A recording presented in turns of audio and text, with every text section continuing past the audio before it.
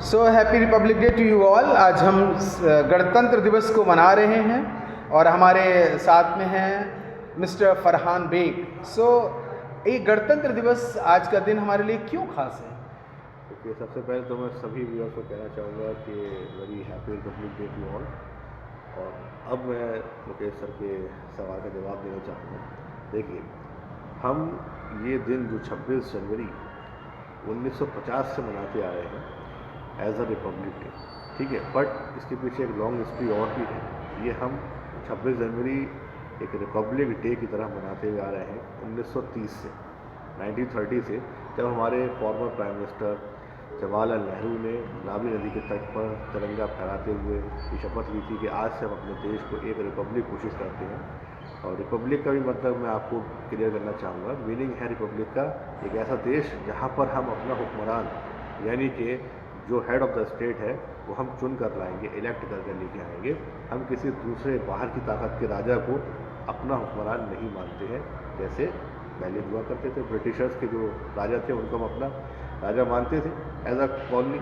But 1930 के बाद से सिनेरियो चेंज हो गया और हम अपने आप को हमने एक रिपब्लिक घोषित कर दिया और इंडिपेंडेंस डे मनाते हुए हम आ रहे थे। बट फाइनली 15 अगस्त 1947 को हमें इंडिपेंडेंस मिल गई। लेकिन इस दिन को कॉमरेट करने के लिए, 26 जनवरी को कॉमरेट करने के लिए हमारा संविधान जो लागू किया गया है वो 26 जनवरी 1950 को किया गया है। जबकि हमारा संविधान बन के जो तैयार हुआ था वो 26 नवंबर 1949 को हुआ है। तो उसके लिए हमने पूरा संविधान बनने में 2 साल 18 महीने 11 दिन लगे हैं।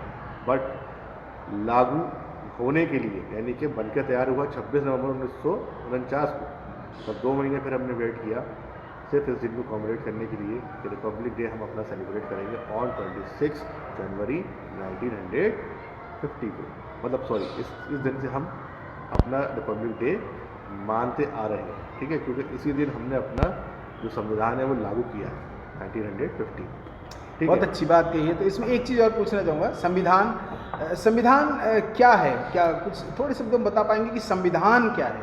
देखिए, संविधान क्या होता है, एक छोटा से छोटा इंस्टीट्यूशन हो या एक बड़ा से बड़ा इंस्टीट्यूशन हो या कोई कंट्री हो, सबका कुछ ना कुछ एक अपना कॉन्स्टिट्यूशन होता है, अपनी एक रूल बुक होती है जिसको फॉलो करना होता है। सपोज अगर हम मान लीजिए कि स्कूल चला रहे हैं तो उसका भी अपना संविधान होता है, उसमें भी कुछ रूल बुक होती है, कुछ उसके रूल्स रेगुलेशन होते हैं जो सबको फॉलो करना होते हैं। और वैसे ही एक देश होता है जिसके लिए भी आप ये मान लीजिए, सिंपल वर्ड में कहूँ तो एक रूल बुक है जिसमें जो लिखे हुए रूल्स हैं वो हम सब बाध्य हैं उसको मानने के लिए, और मानना ही चाहिए। यही हमारा संविधान। आपका मतलब ये है कहने का कि जो कानून हमें दिया गया है संविधान के तहत, हम सभी देशवासियों को उस संविधान का, उस कानून का पालन करना है, और अगर हम उसका पालन नहीं करते हैं तो ये हमारे लिए दंडनीय भी ठहरेगा, जहाँ तक मैं सोचता हूँ। देखिए, हमारे यहाँ जो है वो हॉरिजॉन्टल सिस्टम, पावर शेयरिंग के लिए हमने 2 तरीके अपना रहे थे, एक वर्टिकल है, एक हॉरिजॉन्टल है। बट मैं हॉरिजॉन्टल की अगर बात करता हूँ तो यहाँ पे लेजिस्लेचर, एग्जीक्यूटिव और जुडिशरी है। लेजिस्लेचर यानी पार्लियामेंट, उसका काम है कानून को बनाना। एग्जीक्यूटिव का काम है उसको लागू कराना, और अगर वायलेशन होता है तो जुडिशरी का काम है उस पर इंटरप्रेट करना और सज़ा देना, पनिशमेंट देना। ये हॉरिजॉन्टल डिस्ट्रीब्यूशन कहलाता है हमारी संविधान का पावर शेयरिंग। गुड। और ये मैं आपको थोड़ा सा बताना चाहूँगा कि ये जो कानून की सर ने जो भी बात बताई है संविधान की, ये हमारे देश का नहीं, हर एक देश का एक अपना कानून है, अपने रूल्स और रेगुलेशंस हैं जिनको वो फॉलो करते हैं। पर क्या मालूम है, सबसे पहला संविधान मनुष्य के लिए जो था, सबसे पहला कॉन्स्टिट्यूशन जो मनुष्य के लिए था, सबसे पहला लॉ जो मनुष्य जाति के लिए था, वो इन सब संविधान से, इन सारे कॉन्स्टिट्यूशन से पहले आ चुका था, और जिसके बारे में हम शायद आप भी जानते हैं, जिनको कि हमारे फरहान बेग सर हैं, मूसा अलैहिस्सलाम के नाम से जानते हैं। हम उनको भविष्यवक्ता मूसा के नाम से जानते हैं, मोसेस इन द बाइबल। और उनके ज़रिए एक परमेश्वर ने, गॉड ने या खुदा ने एक कॉन्स्टिट्यूशन उन पर दिया, उनको तौरीत दी, शरीयत दी, जिसको शरीयत बोलते हैं हम, व्यवस्था कहते हैं, बाइबल में इसको व्यवस्था कहते हैं। मीन्स कॉन्स्टिट्यूशन, व्यवस्था मीन्स डिसिप्लिन, हर एक चीज़ एक डिसिप्लिन में रहना चाहिए। और मनुष्य के लिए भी यह अवश्य है कि वो जो कॉन्स्टिट्यूशन जो परमेश्वर ने दिया है, उस परमेश्वर के बनाए गए कॉन्स्टिट्यूशन के अंतर्गत ही रहना चाहिए। जो व्यक्ति उस संविधान से, जैसे कि अभी हमारे रेस्पेक्टेड सर ने बताया था कि जब हम इस कानून का पालन नहीं करेंगे तो एक ज्यूडिशरी है जो हमारे ऊपर न्याय के लिए ठहराई गई है, हमें सजा देगी हमारे काम के अकॉर्डिंग। जैसा अगर हम कानून के अगेंस्ट में करेंगे उस हिसाब से हमारे लिए सजा का प्रावधान है।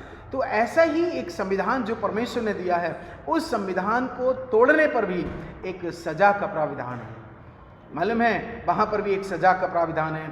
हमारे यहाँ पर जेल हैं, अलग अलग तरीके से बनाई गई हैं, सेल हैं, अलग अलग सजा के लिए अलग अलग है, फांसी की सजा है। मैं आपको बताऊं, परमेश्वर के राज्य में भी एक अलग तरीके का स्थान है जहाँ पर जिसको हम हेल कहते हैं, जहन्नुम कहते हैं या नरक कहते हैं। और ये उन व्यक्तियों पर लागू होता है जो परमेश्वर के संविधान से अलग हट जाते हैं, उसके संविधान का पालन नहीं करते, उसके नियम का पालन नहीं करते। तो मैं सोचता हूं कि जिस रीति से हम अपने देश का कानून व्यवस्था को हम बनाए रखने के लिए जिसका हम पालन करते हैं, जो कि बनाई गई ताकि पूरा देश एक सुव्यवस्थित रूप से चल सके, ऐसा ही हम मनुष्यों के लिए भी, ताकि हमारा जीवन सुव्यवस्थित रूप से चल सके, एक कानून दिया गया है। बाइबल में परमेश्वर ने लॉ दिए हैं, नियम दिए हैं, और वो तौरीत है। कुरान में अगर कहते तो शरीयत भी है, शरीयत जो मूसा अलैहिस्सलाम के द्वारा आई है वो उन पर नाजिल की गई है, और वो कानून हमारे लिए सर्वोपरि है। उस कानून से हटकर, हम इस कानून से तो हटकर कई बार बच जाते हैं, कई बार हम रिश्वत देकर बच जाते हैं, कई बार हम अपनी सोर्स लगाकर बच जाते हैं, और अपनी चीज़ों को हम, जो दोषी होता है वो निर्दोष ठहरता है और जो निर्दोष है वो दोषी ठहरता है इन सांसारिक व्यवस्थाओं के अनुसार। पर एक बात आपको बता दें, जो खुदा ने कानून बनाया है, जो उसने जो संविधान हमारे लिए बना कर दिया है, वो निष्पक्ष न्याय करता है। वहाँ पर दोषी को कभी निर्दोष साबित नहीं किया जाएगा। सो मेरे प्रियो, जिस रीति से हम सभी अपने देश के संविधान को मानते हैं, इसी रीति से हमें गॉड के कानून को भी, उसके संविधान को भी मानना हमारे लिए अति आवश्यक है, ताकि हम उस ज्यूडिशरी के सामने जाकर उस सज़ा से बच जाएं जो हमारे लिए जहन्नुम की सज़ा है। और वो सज़ा इतनी भयानक और इतनी दर्दनाक है कि शायद इस जहान में, इस संसार में कोई मनुष्य उसकी कल्पना भी नहीं कर सकता। सो उस कानून का भी पालन करें और इस गणतंत्र दिवस को अच्छे से मनाएं। आप सबको प्रभु बहुत आशीष दे। May God bless you. Once again happy republic day to you all. Thank you sir, thank you all.